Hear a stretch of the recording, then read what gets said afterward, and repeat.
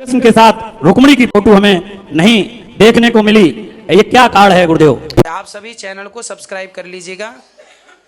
जो भी यूट्यूब पर देख रहे हैं चैनल को सब्सक्राइब कर लीजिए और शेयर कीजिएगा। राधे राधे दोस्तों, स्वागत है आपका हमारे YouTube चैनल रिएक्शन में। उषा में बात करेंगे हम आज ऐसे व्यक्ति की जो कि पंडाल में आता है और कहता है, गुरुजी हमारा आपसे क्वेश्चन है कि बंगाल के किसी व्यक्ति ने नाबालिग लड़की के साथ बलात्कार किया है, जो हमारी बहन लगती है, हमारी बेटी लगती है। तो और भी कई ऐसे लड़के हैं और कई दरिंदे हैं जो हमारी बहन बेटियों को घेर के उनके साथ बुरा सलूक करते हैं।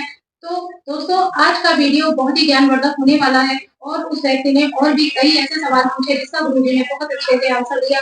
आप इस वीडियो के साथ अंत तक बने रहिए। दोस्तों आज का वीडियो बहुत ही ज्ञानवर्धक होने वाला है, बने रहिए हमारे साथ इस वीडियो के अंत। श्री अमिताचार्य जी के गुरुदेव जी के चरणों में वंदन अभिनंदन प्रणाम करता हूं और कन्नौज की धरती की तरफ से उनके चरणों में कोट कोट प्रणाम। मैं भारतीय जनता पार्टी में प्रदेश कार्य समिति का सदस्य हूं और अखिल भारतीय लोधी महासभा का उत्तर प्रदेश के तीसरी बार का गुरुदेव आपकी कृपा से प्रदेश अध्यक्ष हूं युवा का। और जब से गुरुदेव आपसे मिले तब से सीधा भगवान कृष्ण और प्रभु श्री राम से भी एक माध्यम बन गया है, जो आपकी कृपा से आज जहां भी रहते जैसे भी रहते आपका ऐसा आशीर्वाद, आपकी ऐसी कृपा है जिससे हम और हमारा समाज दिन दूना सवाय और कीर्तिमान स्थापित करने का आपके चरणों से हमें आशीर्वाद मिला।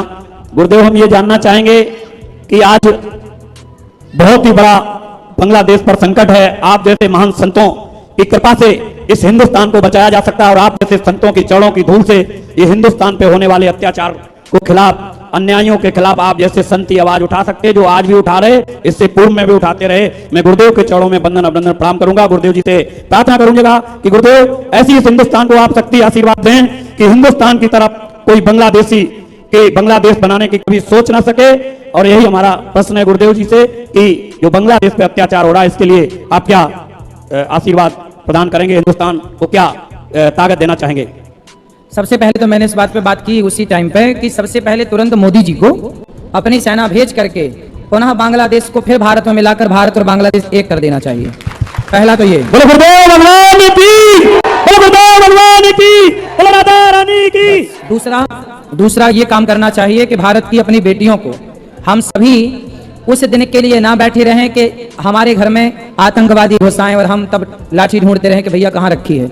अपनी बेटियों को अभी से झांसी की रानी बनाने की तैयारी करो, अपने बेटों को अभी से शिवाजी बनाने की तैयारी करो।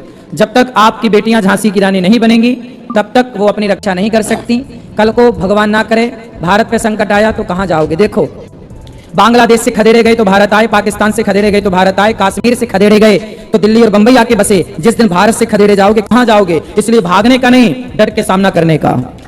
अब तो तलवार लेकर के झांसी की रानी की तरह आत्मरक्षा आत्मसम्मान की लड़ाई खुद लड़नी पड़ेगी, वरना कश्मीर से भागे थे तब सेना और तब पुलिस सब तो थी, तब भी भागना पड़ा था।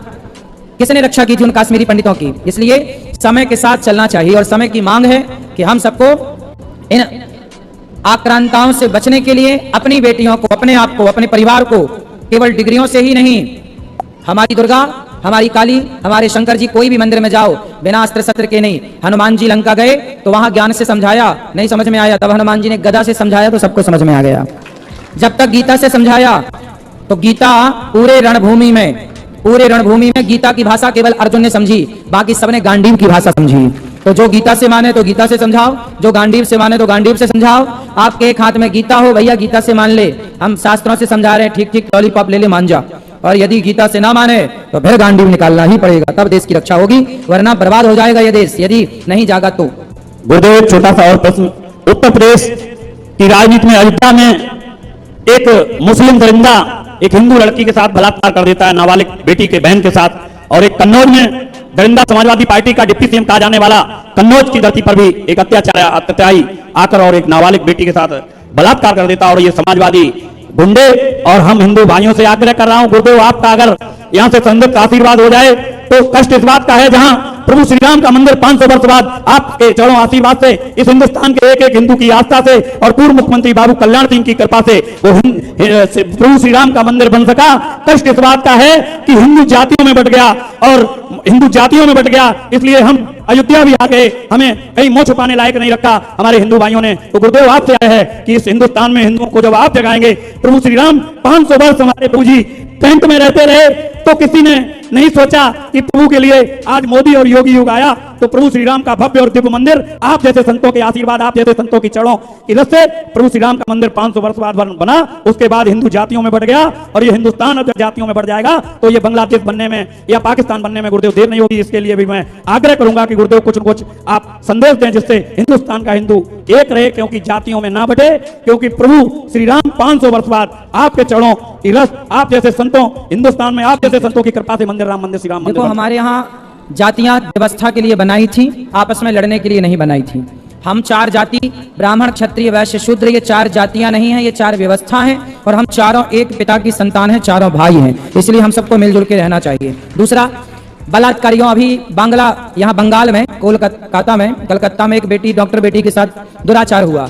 जितने भी भारत में बलात्कार होते हैं, इन सभी बलात्कारियों के साथ क्या होना चाहिए, मैंने एक दिन कथा में बोला कि इन लोगों को चौराहे पर खड़ा करके पूरी दुनिया के सामने इनको फांसी देना चाहिए। जब चौराहे पर फांसी दी जाएगी ना, तो होगा क्या, होगा ये कि लोगों के अंदर डर पैदा होगा, अरे हमें नहीं करना ऐसा काम, वरना हमारे साथ। अभी क्या हुआ, वो डॉक्टर बहन जो थी ना कोलकाता की, वो चश्मा लगाती थी, उसको थोड़ा कम दिखता रहा होगा, इस दरिंदे ने पहले उसके चश्मे पे वार किया तो उसका कांच टूट के उसकी आंखों में घुस गया, उसके आंखों से खून गिर रहा है और वो दरिंदा उसके साथ बलात्कार कर रहा है। वो कैसी चीखी होगी, कैसी चिल्लाई होगी, कैसे आत्मरक्षा के लिए गुहार लगाई होगी, लेकिन उसने एक ना सुनी, उसकी उंगलियां भी काट दी और उसके शरीर पर, गुप्त अंगों पर खूब प्रहार किया, पूरा दरिंदे की तरफ प्रहार किया, राक्षसों की तरफ उसने व्यवहार किया। ऐसे लोगों के साथ जानते हो क्या करना चाहिए?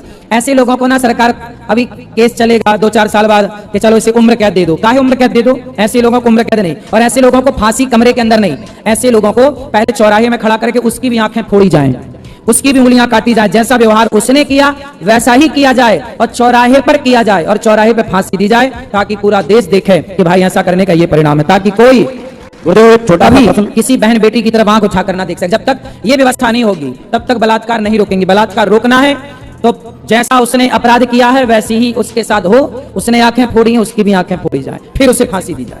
गुरुदेव, भगवान कृष्ण के 16,108 रानियां थी। मैं आपसे आग्रह कर रहा हूं कि मैं पूरे वृंदावन गोकुल बरसाने में और आपके चरणों की रस कम से कम 2016 से लगातार आपके दरबार में आ रहा हूं।